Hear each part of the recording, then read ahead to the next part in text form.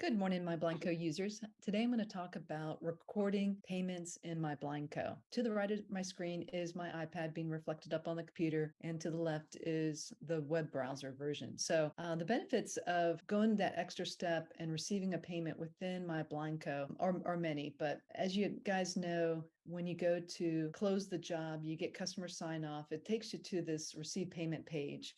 If you're using MyBlindCo Pay, it's going to default to allow you to just enter in that credit card number. You just come right here and start keying in the number. Once you run that credit card, it stores the customer's credit card. So again, when you're out doing the installation and you want to run the final balance, you don't have to chase the customer down for another credit card. It's already in there. You just plug in your final payment amount and hit receive payment. Perhaps they're going to be giving you a check for payment. You just click on the cash check and type in the payment amount. If you're running the deposit, it will calculate that deposit amount automatically for you. But maybe this is on, maybe a partial install and you want to record a partial payment. You just click the amount, click the blue check mark. With this toggle button on, it's going to send your customer that signed copy of the payment confirmation. And for all of you guys who might not be using MyBlindCo Pay and another credit card company, you click on other credit card.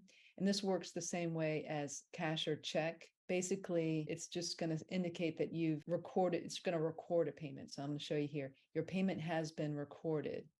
So here it takes you to a payment history. So this is what it looks like when you record a check payment or other credit card.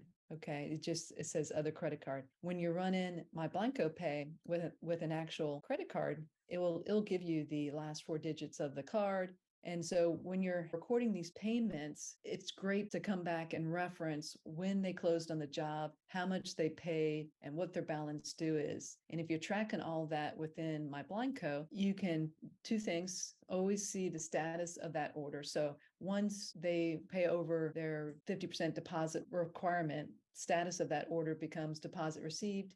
If you didn't get the required deposit amount, it still says awaiting deposit. And what I like about that is you can actually search on that status. So if you're back at I'll use the portal example here, you can search on status amount. So if you want to sit down and you're ready to place orders, you just type in the status here in the search bar, and it'll bring up all the jobs that are ready to actually be ordered. The other benefit is we have a really cool report now. It's under the customer summary report, and it's called payment status. So again, it will show you all of the open orders, when they closed on the job, how many days has that order been opened, and the balance due. And most importantly, the status. So I find that this is really useful to keep tabs on orders. Once sometimes this duration gets a little longer than you want, and it just brings your attention to what are we doing for this customer? What are we waiting on? So this is really a great report. The sales by customer summary also is another handy one. This can be sorted by salesperson or user, and it will show you total payments received and the balance due. But all of this works really great if you're recording your payments in MyBlindCo. All right, everyone. I hope this helps and encourages everyone to use the record payment feature in MyBlindCo. Thanks so much.